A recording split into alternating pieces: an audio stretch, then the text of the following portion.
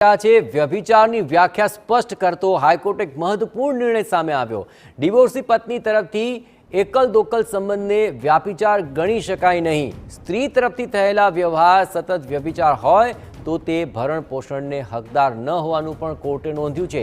એકલ દોકલ સંબંધ એ સતત વ્યભિચાર ન ગણી શકાય તેવું પણ હાઈકોર્ટે નોંધ્યું છે।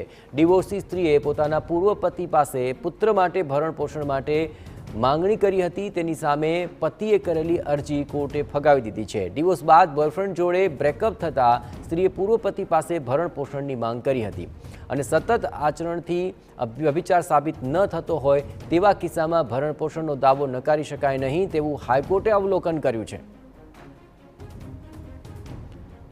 તો આખરે એક અલગ પ્રકારનો જ કેસ છે અને તેમાં હાઈકોર્ટનું એક મહત્વપૂર્ણ અવલોકન સામે આવ્યું છે। વધુ વિગતે વાત કરવા જોડાઈ રહ્યા છે ટીવી 9 સંવાદદાતા રોનક આખરે અલગ પ્રકારનો જ આ કેસ છે, આખરે હાઈકોર્ટનું મહત્વપૂર્ણ અવલોકન શું રહ્યું?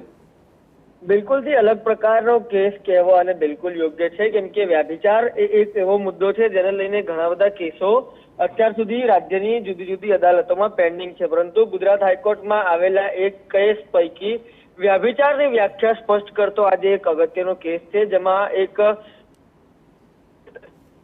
વિચાર ગણી શકાશે નહીં તે પ્રકારે કોર્ટનું અવલોકન છે। મહત્વનું છે કે ડિવોર્સી સ્ત્રીએ પોતાના પૂર્વ પતિ પાસે પુત્ર ભરણ પોષણ માટે કરેલી જે માંગણી છે તે પતિ સામે કરેલી હતી અને તે હવે કોર્ટે ફગાવી દીધી છે। મહત્વનું છે કે જ્યારે અગાઉ ડિવોર્સ થયા હતા અને ત્યારબાદ આ જે મહિલા છે તેને બોયફ્રેન્ડ રાખ્યો હતો, પરંતુ બોયફ્રેન્ડ રાખ્યા બાદ પણ તેની સાથે બ્રેકઅપ થયા બાદ તેને જે પૂર્વ પતિ હતા તેની પાસે ભરણ પોષણ લેવા માટે જે કોર્ટે જે સમગ્ર પોતાનું વલણ સ્પષ્ટ કર્યું છે। સતત આ પ્રકારના આચરણથી વ્યભિચાર સાબિત ન થતો હોય તેવા કિસ્સામાં ભરણ પોષણનો દાવો નકારી શકાય તેવું આપણે અવલોકન કર્યું છે। જ્યારે એકલ દોકલ સંબંધ એ સતત વ્યભિચાર ગણી શકાય નહીં, એટલે કે આજે જે મહત્વનો ચુકાદો આવ્યો છે તે અનેક કિસ્સાઓમાં મહત્વપૂર્ણ સાબિત થશે અને આ ચુકાદો છે તેને અનેક કિસ્સાઓમાં ટાંકી શકાશે। આ પ્રકારે જે વ્યભિચારની એક પ્રકારે કહી શકાય કે આજે વ્યાખ્યા હાઈકોર્ટ તરફથી સ્પષ્ટ થઈ છે। આભાર રોનક।